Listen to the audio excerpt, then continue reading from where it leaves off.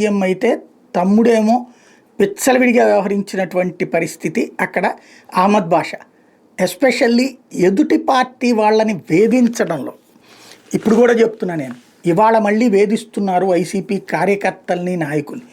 ఇవాళ వేధిస్తే రేపు మళ్ళీ వాళ్ళ అధికారంలోకి వస్తే తెలుగుదేశం వాళ్ళని వేధించడంలో తప్పేం లేదని భావిస్తారు కదా. చివరికి అది ప్రజలకేం సంబంధం లేదవుతుంది. వీళ్ళ జీవితాలన్నీ నిరంతరం పోలీస్ స్టేషన్లు, కేసులు, జైళ్ళ చుట్టూ తిరుగుతుంది, ఆస్తులు సర్వనాశనం అవుతుంది.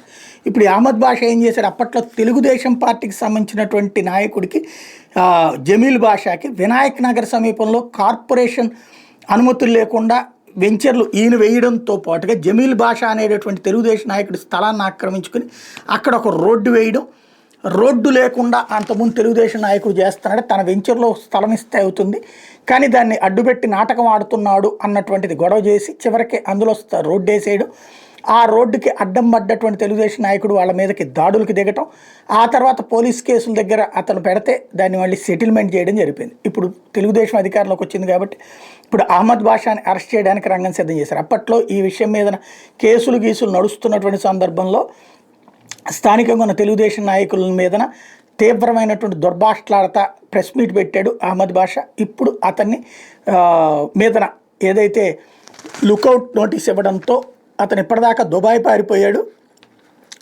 తాజాగా రంజాన్కి ఇంటికి వచ్చినటువంటి వ్యక్తి ముంబై ఎయిర్పోర్ట్కి వెళ్ళి దుబాయ్కి వెళ్ళిపోవడానికి సిద్ధపడుతున్న సందర్భంలో లుకౌట్ నోటీస్ కారణంగా ముంబై పోలీసులు చెప్తే కానీ ఇక్కడ పోలీసులకు తెలియలేదు అతను వచ్చాడని.